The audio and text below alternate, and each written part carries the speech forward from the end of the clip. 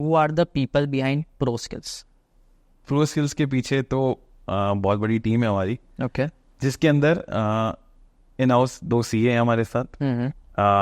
Yogesh sir हैं जो मेरे साथ फुल टाइम मेरे साथ क्लास में रहते हैं। दिव्या मैम है जो हमारी पूरी रिक्रूटमेंट देखती है, जो प्लेसमेंट्स, एडमिशन्स और एनरोलमेंट्स देखती है।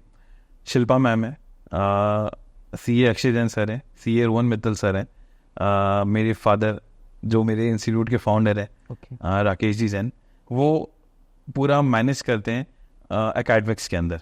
वो हमें कोर्स डेवलप कराने में हेल्प करते हैं। वो हमें अपडेट करते हैं कि GST में ये चेंज आया, आप कोर्स के अंदर ये अपडेट करो। Okay. रिटर्न के अंदर ये चेंजेस हुए, आप ये अपडेट करो। टैली में ये चेंजेस आए, आप ये अपडेट करो। तो ऐसा नहीं कि हर जगह प्रियेश जैन ही काम कर रहे हैं, नहीं, उसके पीछे एक बहुत बड़ी टीम है जो उसको हेल्प कर रही है इन सब चीज़ों के अंदर।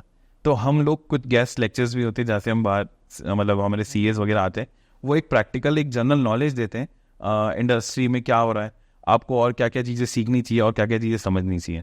तो ये हमारी 5-6 जनों की टीम है जो इसके अंदर हमें हेल्प करती है। Okay. तो जैसा कि आपने चलो टीम का बता दिया, अब जैसे एक होता है कि जब भी आप कोई ऐसा इंस्टीट्यूट चलाते हो तो आपके पास ऐसी डिमांड आती होगी कि आप इतना जो अमाउंट है आपका, आप वो पैसा ले लो और मेरे को डिग्री या सर्टिफिकेट या जो भी है वो दे दो। आपने कभी ऐसे में डील किया? देखिए, एक ही चीज़ में बोला चाहूँगा, प्रो स्किल्स के सर्टिफिकेट्स बिकाऊ नहीं है। अरे वाह। बिल्कुल। आज कई बार हमारे कॉल्स आते हैं कि सर आपकी फ़ीस कितनी है, तो हम बताते हैं हमारी XYZ ये फ़ीस है। ओके। तो सर मैं क्लास तो ज्वाइन नहीं कर पाऊँगा, आप सर्टिफिकेट दे दोगे क्या? वो स्ट्रिक्टली नो हो जाता है। आप आइए, आप अपनी कैपेबिलिटी से मेरे से सर्टिफिकेट लेते आइए, ना कि पैसों के दम पे। तो प्रो स्किल्स बिकाऊ नहीं है, ना उसके सर्टिफिकेट्स बिकाऊ है। आपको आना है, आपको हमें सेटिस्फाई करना है और देन आगे जॉब पे जाना है। आप अपनी मेहनत से जो करना चाहते हो, क्योंकि हम मेहनत कर रहे हैं तो हम भी चाहेंगे कि आप भी हमारे साथ मेहनत करो।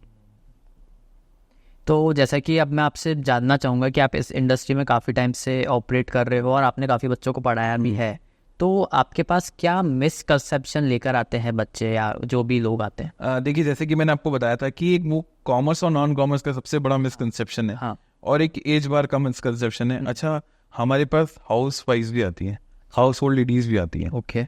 वो इसलिए आती है क्योंकि वो अपने हस्बैंड को बिजनेस में हेल्प करती हैं। हाँ हाँ। तो ऐसे हमारे पास बहुत सारी एग्जांपल्स हैं, और कुछ ऐसी CA की वाइफ भी हमारे साथ आई हैं जो हमसे पढ़ी हैं और जो आज उनके ऑफिस में हेल्प कर रही है उनको। बिल्कुल, जो उनको पूरा ऑफिस मैनेज कर रही है, जो उनके नीचे आर्टिकल्स हैं उनको मैनेज कर रही है।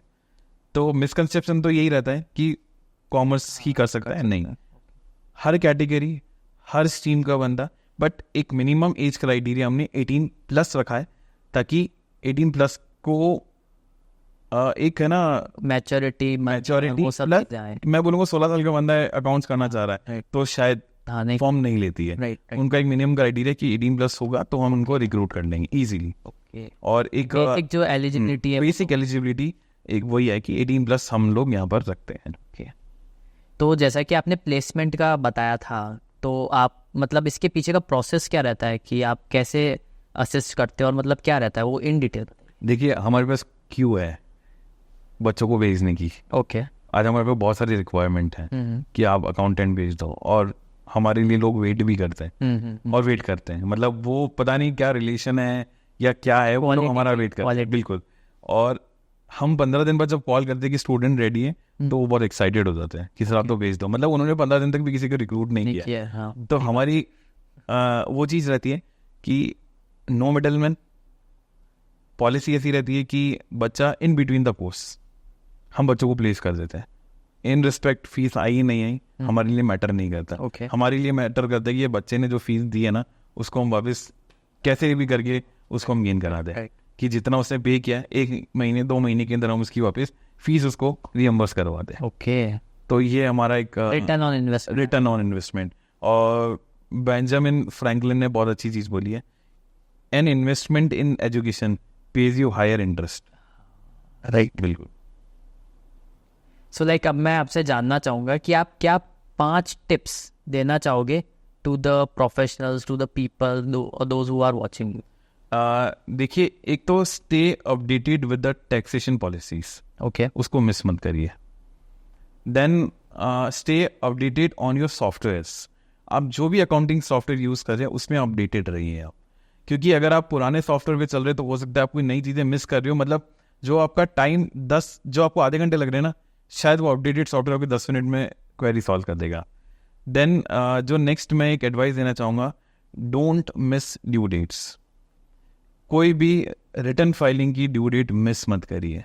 अगर आपने कोई रिटर्न डेट की ड्यू डेट मिस कर दी ना, एक तो आप गवर्नमेंट की रडार में आ जाते हो, प्लस हैवी पेनल्टीज और हैवी इंटरेस्ट आपको पे करना पड़ता है। और मेवाड़ी लोग और मारवाड़ी लोग तो क्या होते हैं, ब्याज का पैसा लेते हैं, देते नहीं हैं। तो हमें तो उसके अंदर अपडेटेड रहना है कि आप कोई भी ड्यू डेट मिस ना करिए। देन मैं एक एडवाइस देना चाहूँगा कि आप अपने सीए से टाइम टू टाइम मिलते रहिए और अपने बिजनेस के बारे में उनसे बात करते रहिए, क्योंकि सीए ही आपको एक सबसे अच्छी एडवाइस दे सकता है फाइनेंस और अकाउंट्स के अंदर और टैक्सेशन के अंदर। और अगर आपने कोई बिजनेस लोन लिया है तो उसकी भी जो आपकी ईएमआईज आ रही है या आपका कोई प्रिंसिपल अमाउंट पे करना है, वो आप टाइम टू टाइम पे करिए और उसका इंटरेस्ट भी मिस मत करिए, क्योंकि आपकी उससे सिबिल खराब होती है। बिल्कुल। तो ये 5 एडवाइस मैं हर एक इंस्टीट्यूशन को देना चाहूँगा और स्टूडेंट्स को भी देना चाहूँगा कि stay updated on software and taxation policies.